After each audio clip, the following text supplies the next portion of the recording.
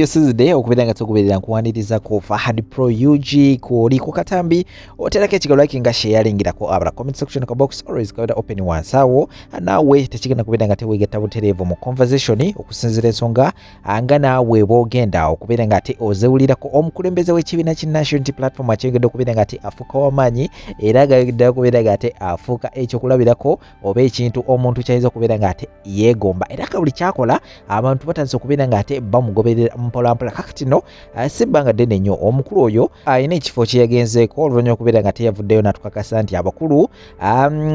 bali mu kubeera nga tebamunoonya ab'amagye nti bagala kubeera nga ate bamukwata ate bakole batya yo binnyonnyodde era mwena mwena mubasobodde okubeera nga ate mubimanya naye ayina akafo akeesokedde ddala okubeera nga ate akwatiramu vidiyo kukalirayo omusajja omu nga wansi oba emabega background ebadde yeetooloddwa makalina era nga vidiyo buli mu kubeera nga ate ogirengera awo ku screen yo akatambi ako kasobodde okubeera nga ate kasasaanira ewantu wonna wonna ensi n'ensi akatambi ako basobodde okubeera nga ate bakalaba era ng'abantu oluvannyuma okubeera nga ate Robert Kyagulanyi Ssentamu yambaza okubeera nga ate atekayo akatambi ako batandise okubeera nga ate bakola research nga beebuuza ddala wa omukulu ono we yasobodde okubeera nga ate akwatira akatambi kano kakati no wetwogenda abaana batuuse dda mu kafo era batandise dda okubeera nga ate bakwatirawo ne vidiyo abayimbi batandise dda okubeera nga ate bakwatirawo zi vidiyo zaabwe abalala batandise okubeera nga ate bakolerawo bizinesi abalina bye batundira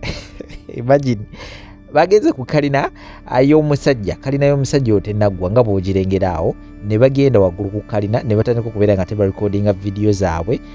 nga balaga background nga Bobi Wine we yabadde ayimiridde mu katambi awo nabo ne batandika okubeera nga tebakola ekintu kyekimu wabula be ekyenjawulo kye basobodde okubeera nga tebakola babaddewo era nga batandise okubeera nga tebalanga bizinesi zaabwe munange abalala ba tiktokers abadde tebamanyikiddwa batandise okubeera nga tebamanyikibwa vidiyo zaabwe zatandise okubeera nga zitrendinga naye nga lwa kintu eki kintu kimu kikokyuka nti basobodde okubeera nga tebanoonya location Robert Kyagulanyi Ssentamu yasobodde okubeera nga ate akwatira vidiyo era nabo ne bagendawo ne batandika okubeera nga tebakwatirawo vidiyo zaabwe abamu batandise okubeera nga tebalangirawo bizinesi zaabwe nga bwenkutegeezezza abayimbi bo bali mu kwetala era nga buli omu kali akafo kafuuse ka bulambuzi era nga okusinziira ku mawulire gensobodde okubeera nga ate mfuna ku ground yawo nannyini kizimbe ekyo yatandise okubeera nga ate akyajinga abantu ssente buli ayambukayo eyo osasula $50 n'ogenda waggulu eyo n'orekodinga vidiyo yo nomala ne weeyongera n'omulala n'agendayo naye n'akola ekintu kyekimu naye nga osooka kubeera nga ate omukulu omusasula sogera kubeera nga tekutirawo obutambi nammwe musobole okubeera nga ate mwerabirako abantu abatandise okubeera nga ate bakolerawo bizinesi zaabwe sako n'obutambi bula bungi nnyo ku nsonga nga bwe mu kubeera nga tezitambula mu ggwanga lyattu Uganda tula butuzi kalira subscribing twegateko mu butongole bw'oba nga obadde tosobola kubeera nga ate okikolako akade ka notification bell kakodeko kajja kubeera nga tekakwalatinga buli wennaaba ndese video shekasha musomo wa dduwa ye abeerawo okubeera nga ate akulombereddwa gwe nawe nayina ebizibu by'enjawulo mwettanire ekyamazima kiri nti tojja kubeera nga ate wejjusa abantu b'enjawulo bongenda okubeera nga ate bamwettanira era nga bavuddeyo bafunye ebyenye bennyini ebibeera bibatutte mufune ku namba z'essimu eziri mu kubeera nga teziyitawo wansi awo ku stickers okupulako n'omunoonyako n'omutegeeza nti kakati n'omunange nze nno navudde wa Fahad era ensonga zo ajja kubeera nga ate azikolerako buli kimu kijja kubeera nga ate kitambula bulungi nnyo balira disana kakutera ensonga zino oluvannyuma ate nzije n'ensonga endala nnyingi nnyo tevaawo.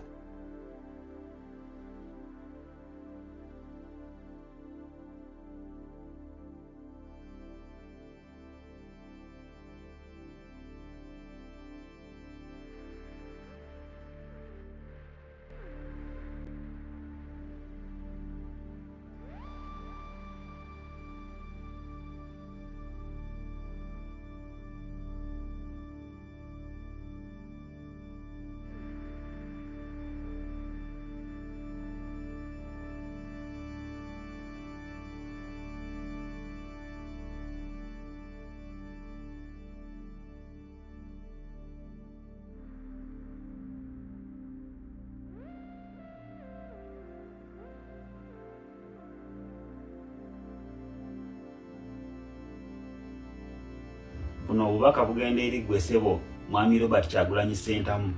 Njagala okutegeeza nti mu kaseera kano ennyumba zaffe zonna zizo. Oli waddembe okusula mu nnyumba yonna gy'oyagala okwekwekamu. Bulonga gy'oyokwesa towulirayo mirembe. Fuluma weesogga ennyumba endala. Tugenda kwaniriza, tukulabirire, tukugabule, tukukweke. Onoonya lumbe.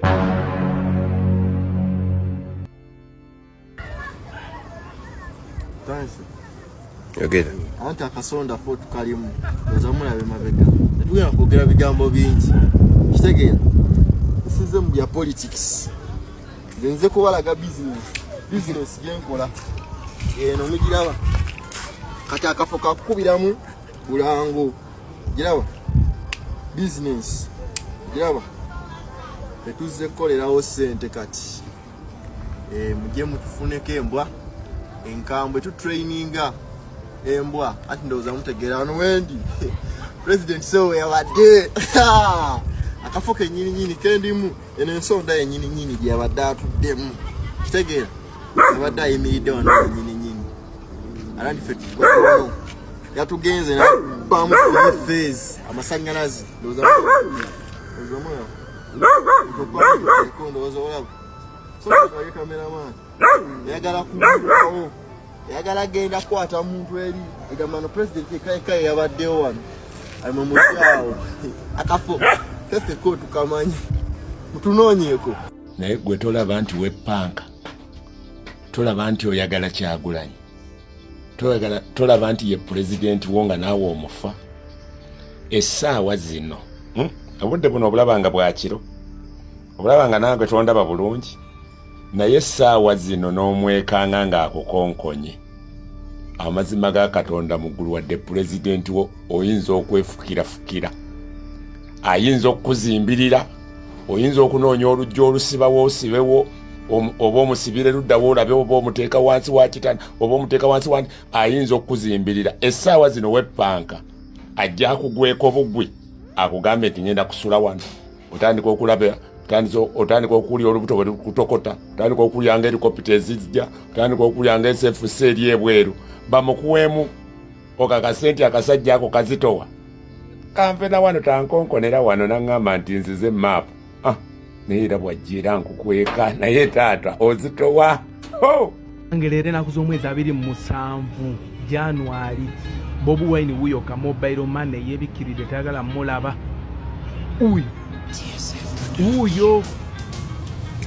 uyo nga womulaba uyo alika mobile money uyo lero enaku z'omwezi 27 January sawa uyo abuze Kasita Bobi Wine yazze ku kitundu kyange nagambiddewo Fresh Karim nnogaana enkwatirawo ka video nga nyambadde akatishaati akali invisible ekifo kye kino Bobi Wine yabadde omukulu sijja balagirirawo ko naye nga akafuko katwalisa attraction ko kaakabi t-shirt eziri invisible weeziri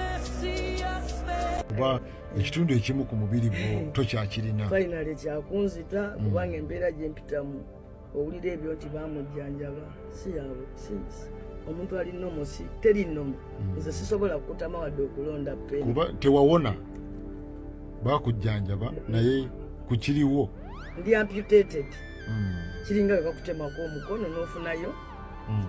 nze weefaanana kiringa bakutemako okugulu n'ofunayo okugulu kw'ekyuma n'okuwangawo nze bantemako ku backbone yange ne bateekawo ekyuma so nze ngwa mu kategole y'abantu abali amputated era abantu abali amputated bamanyi obulumi bwe tuyitamu ng'emibiri gyaffe gigezaako okunoonya ebitundu byagyo ebyasalwako ti nze nina paati yange yagendedde emagomba part of me is in the grave nze banziikako ekitundu amagomba 3 togalina mu mugongo so sirina nnyo kyakutaasa naye nsobola okukozesa ekiseera kino okulaba nga tewaddawo munnayuganda mulala gwe bakolako kikolobero bwekityo okozesa akaseera kano mukama kampadde okulaba nga mbeera asembyeyo to suffer this pain for political reasons gwe okimanyi nti ogende bwera okujjanjaba bamala ku subjectinga ku gye bayita medical council akakiiko kamala kutuula ne bwe ziba sente ezikutwala zizo bamala kuteekawo olukiiko lw'abakugu ne lukebera n'abasawo ne bakweka kabakakasa nti ono agende abo bonna nga bange nabagula ate abantu bannayuganda balowooza nti amawanga amalala nago galinga Uganda nti osobola okgenda mu America ne weechekinga into a hospital ng'olimba tekisoboka nawulidde mukyala Anita agamba nagenda na house girl. Omanyi gwayita house girl? Ye doctor. Doctor gwe wagenda naye. Gavumenti sina gavumenti. Buli mulwadde yenna atambula ku nnyonyi ng'ogenda for medical reasons ng'oli ku medical visa. Olina ogenda You must n'omusawo. travel with a medical personnel. Doctor, olwasooka nagenda ne doctor musajja, olwaddako nagenda na doctor mukazi. Bakozi ba gavumenti. Beyayita house girl. Be house girl bange. Mwami wange, as a next of kin, olaba bagenda kulongosa wano ka Ania. Wabeerawo gwe bayita next of kin asayininga. That you don't die alone bw'oba wakufa. Nze namala mwana Savia anda eddagala. Essaawa 9 nga ndi mu theatre. 9 hours. Kubange eyange gye bayita major operation. Ate saagala nakuweewoza. Oweekitiibwa Ssenyonyi yagambye ezo ssente oyo omukyala z'ayogerako tukyayagala n'endala sinnawona sinnawona era gavumenti ya pulezidenti wange mwenejja ejja kunsijanjaba fule pone owonere eddala ponera eddala abazira bateekwa okulabirirwa ng'abazira kituufu sifaanana nnyoko bwali online agamba mbakuwa batya ssente sifaanana nnyoko nze ndi muzira wa ggwanga mwami wange si ye yansamba saagwa ku accident oba saaseerera mu kinaabiro amagye ga gavumenti ya Uganda nga gatuumirwa omusirikale eyeeyambaza ebya poliisi omutemu gwe bayita Fred Mwesigwa Franka Mwesigwa katodire omusawo awusigalo wange mukazi oba omukyalo yalikuweki ndowooza ye be yagenda okumubyula yagenda naawe sigaalo kyava lowooza nange nagenda naawe sigaalo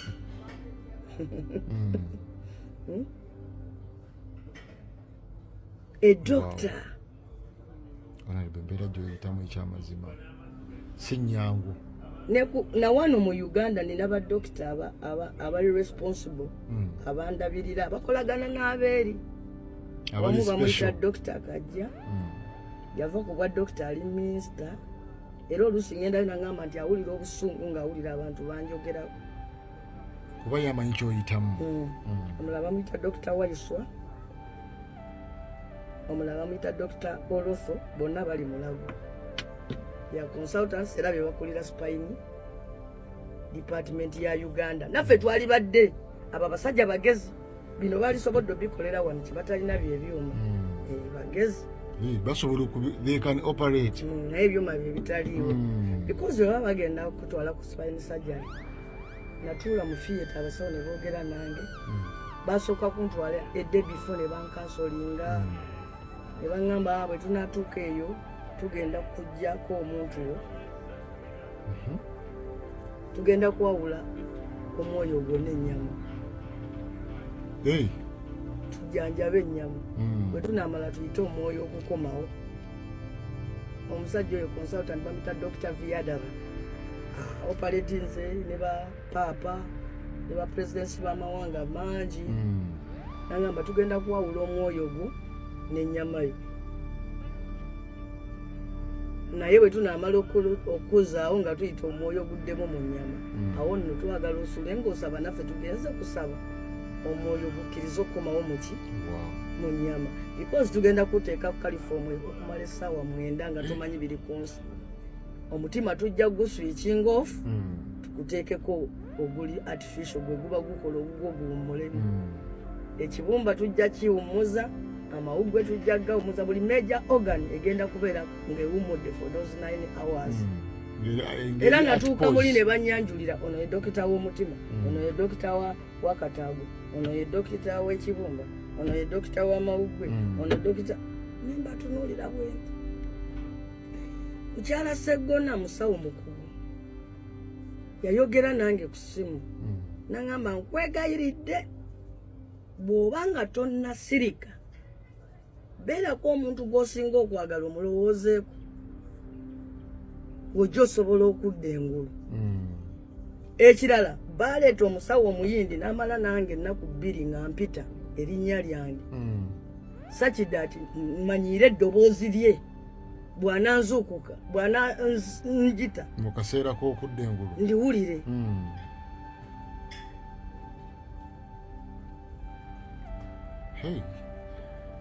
naye nno olowooza bwe yampita nawulira tewawulira saawulira naye dokita yava e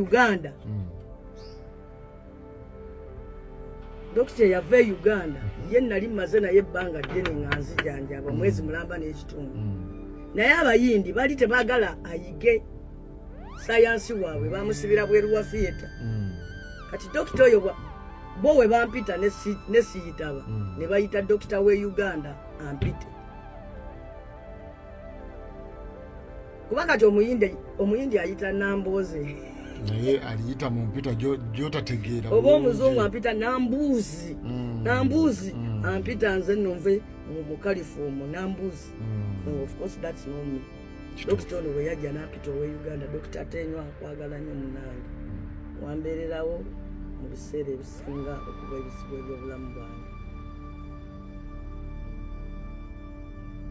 n'owulira nenzuukuka era nasooka kwogera ku mwana wange oyo sijamwogera namuleka wano ng'akola bibuuzo bya P7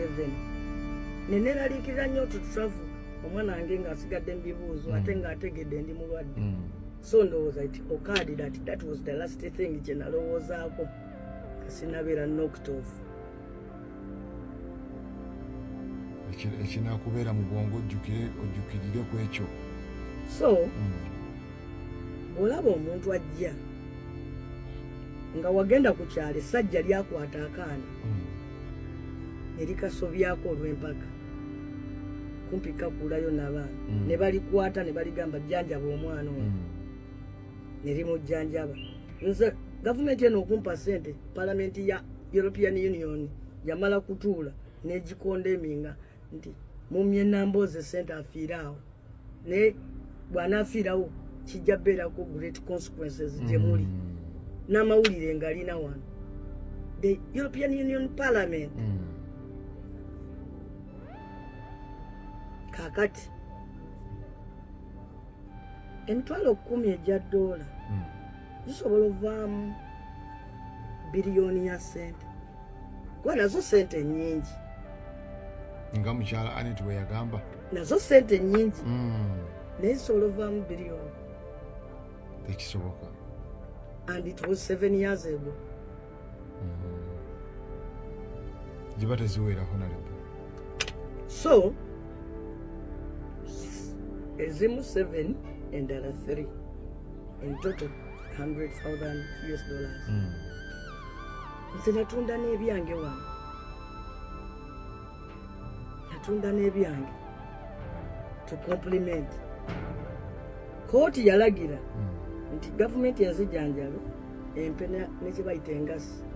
ngende nsabe mu high court ne twateekayo omusango ne lyasi naye tugamba sente tetuzisabaayo but the same of the day bagenda kukwata zaamuwaaki wa musolo ate sikale singa bandiyirira olaba bayombera za ddwaliro ate olwo zino ze bandikuwadde singa bandiyirirayo kooti nga bwe yabalagira so kuba ze bakuliyiridde zigenda directly to your welfare nze mu parliament bambalira mu kategole y'ababaka abalina disability MPs with disability omuntu baba bamutemako ekitundu nga mu mawu munda waliyo abantu abamu nga yalwala obulwadde ne bamusalako sayidi emu ey'amawu olw'okuba tomulaba nga awenyera tekitegeeza nti no tali ku bulemu abamulema abamulema kubanga waliwo ebintu byabatakyasobola kukola kituufu so owekitiibwa Ssennyonyi ne pulezidenti wange bankubagizza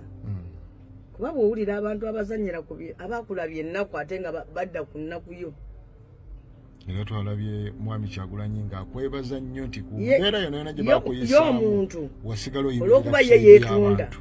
ayagala ne banne bonna balabikire mu kifaananyi kye ekyokwetu. Abalungi abatuwuliriza era abatulaba, olunaku olwaleero tukyaddeko ewa Sheikh Ashraf Dembe. Sebo nsanyusa okubalaba. Amannya agange nze Sheikh Ashraf Dembe. Akola ku bizibu by'enjawulo. Omuntu singa aba alina ebirwadde musomereddwa, tumuwa amazzi ga lukuya nga bw'obadde ogalaba, tugenda abantu ku kyoto ne twokya emizimu emibi egibabaamu. N'okulomba edduwa abantu singa abeera ng'ali wano atuuse sobola okumulombera edduwa, ne waba atatuuse nga mpadde amannya ge naye ng'ali wala. Neetaaze ennamba yange yeeno eri 07 01 76 37 11. Nammwe bannyinaffe abali ebweru oyagala okuba nti oyagala okulombera ku dduwa ng'olina ebizibu viza zibuze amaka gakolongotana sente zikola zimpita mu ngalo ojja kumpeereza ekifaananyi kyo n'amannya go ebyo byokka bijja kummala nja kukulombera edduwa ojja kutereera. Olunaku olusembayo mu mwezi mba n'edduwa ey'awamu ffenna n'abalwadde bange abakadde n'abapya. Salaamu alaikum warahmatullahi wabarakatuh.